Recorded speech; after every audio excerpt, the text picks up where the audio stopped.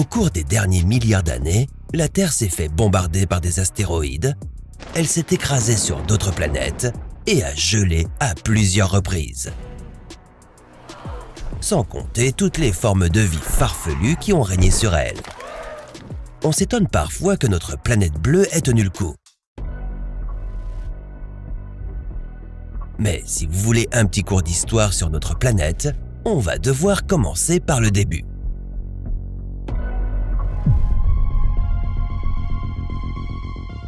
Il y a environ 4,5 milliards d'années, notre système solaire a commencé à émerger d'un nuage de gaz et de poussière interstellaire dense. Ce nuage s'est effondré pour former un disque de matière tourbillonnant qui est devenu de plus en plus chaud jusqu'à ce que l'hydrogène fusionne et devienne de l'hélium. C'est comme ça qu'est né notre Soleil. Et notre petite Terre était sur le point de naître à son tour. Suivant la naissance de notre étoile, toute la matière située aux extrémités du disque en rotation a commencé à s'agglutiner. Ces amas de matière sont à l'origine des planètes et des lunes de notre système solaire. Au fur et à mesure qu'ils accumulaient toujours plus de matière, ils sont devenus plus gros et plus sphériques. Les amas situés aux extrémités plus froides du système solaire étaient principalement constitués de glace, de liquide et de gaz. Plus près du Soleil, toute la matière rocheuse a formé les planètes intérieures comme Mars et la Terre. La jeune Terre était incroyablement active d'un point de vue volcanique. Elle crachait des gaz comme le sulfure d'hydrogène, le méthane et le dioxyde de carbone. Ces gaz ont constitué la toute première atmosphère de notre planète. La Terre primitive était constamment bombardée par de gros astéroïdes et des comètes. Et rapidement, la Terre a connu une collision encore plus violente. Theia, une planète de la taille de Mars, a percuté de plein fouet notre petite planète. Cette collision épique a projeté des morceaux de matière tout autour de l'orbite terrestre. Puis, la gravité les a réunis pour former ce que nous connaissons aujourd'hui sous le nom de Lune.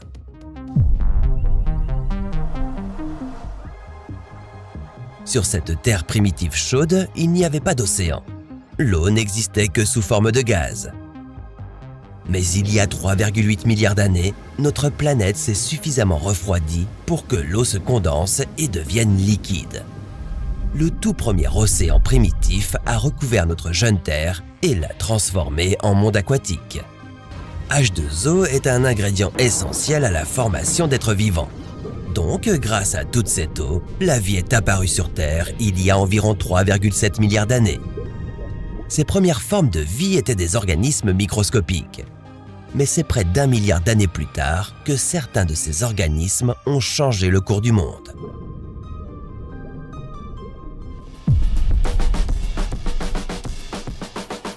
La Terre n'a pas gardé sa forme aquatique pendant très longtemps. Rapidement, les tout premiers continents ont émergé de l'océan originel. Les scientifiques les appellent cratons. Au fur et à mesure que des terres émergeaient de l'océan, le premier supercontinent est apparu sur la planète. Le Val-Barra n'était pas exactement un supercontinent. Il était plutôt petit. Les scientifiques pensent qu'il était plus petit que l'Australie.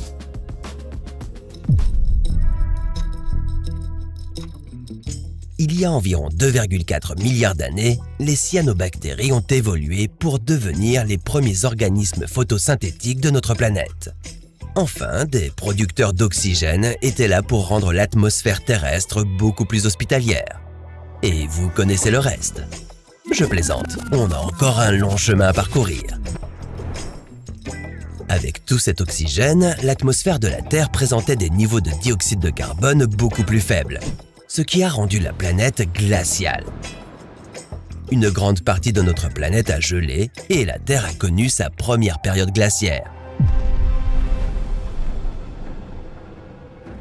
Pendant que l'atmosphère de la Terre changeait, les continents se déplaçaient également.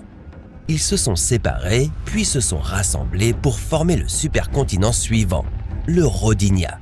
Le Rodinia était un véritable supercontinent. C'est peut-être le plus grand supercontinent qui se soit trouvé sur notre planète. Et qu'en est-il de la vie?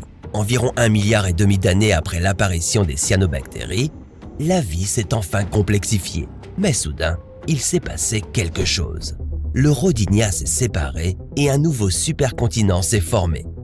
Il s'agit du Pannotia.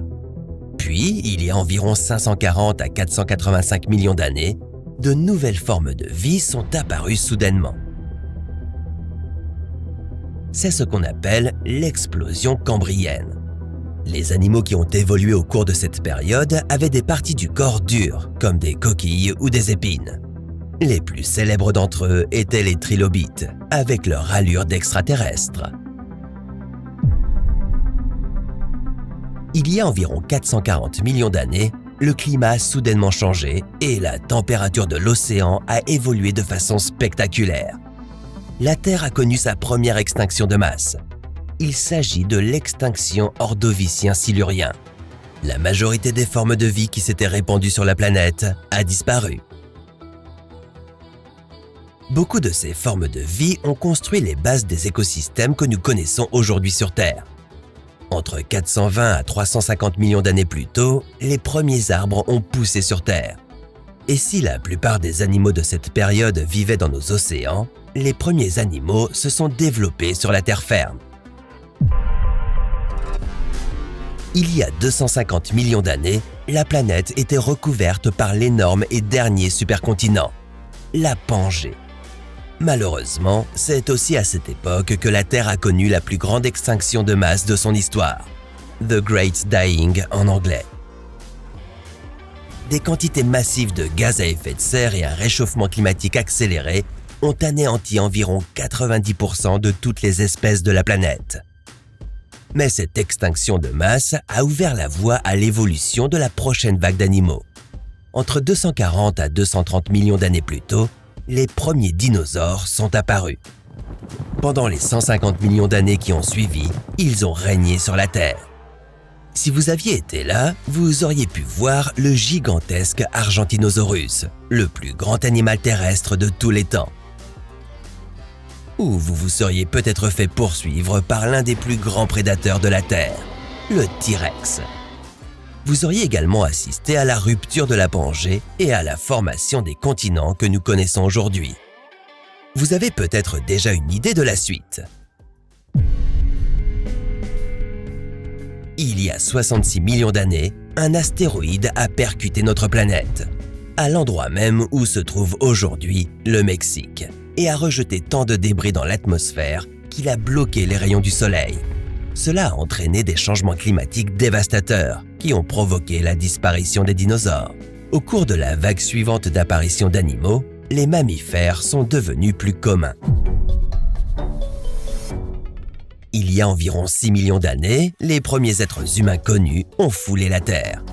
Cette espèce s'appelait Sahelanthropus. Il est fort probable qu'il marchait encore à quatre pattes. Il y a 4 millions d'années, les premiers êtres humains ont commencé à marcher debout. Environ 1 million d'années plus tard, ils ont mis au point les premiers outils connus, qu'ils utilisaient pour casser des objets. Il y a environ 800 000 ans, il n'a suffi que d'une étincelle. Les premiers êtres humains ont découvert comment maîtriser le feu et ont enfin pu cuire des aliments et se chauffer. Leur cerveau a continué d'évoluer plus rapidement que jamais. Ils ont appris à interagir les uns avec les autres et avec le monde environnant de manière totalement nouvelle. Entre 40 000 et 15 000 ans plus tôt, toutes les espèces humaines, autres que l'Homo sapiens, se sont éteintes. Il y a 10 000 ans, la Terre a connu les premiers pas de l'agriculture. Des humains auparavant nomades ont cessé d'errer sur la planète et se sont sédentarisés. Faisons un gros bond dans le temps et parlons de la révolution industrielle qui a eu lieu il y a environ 250 ans. Nous avons connu des transformations technologiques, socio-économiques et culturelles majeures. Les sociétés rurales et agricoles sont devenues des sociétés urbaines plus industrialisées. La population humaine a continué à croître. En 1804, nous avons atteint 1 milliard d'êtres humains. En 1927, nous étions déjà 2 milliards. Et depuis les années 60, la population mondiale a augmenté de plus en plus rapidement, pour atteindre aujourd'hui plus de 8 milliards d'individus. Aujourd'hui, une nouvelle menace pèse sur l'existence humaine et sur de nombreuses autres formes de vie sur Terre. le changement climatique. Les températures et le niveau des mers augmentent dans le monde entier et la biodiversité diminue. Nous pourrions nous trouver au bord d'une nouvelle extinction de masse si les choses ne changent pas. Mais ça, c'est une histoire pour un prochain « Et si ?»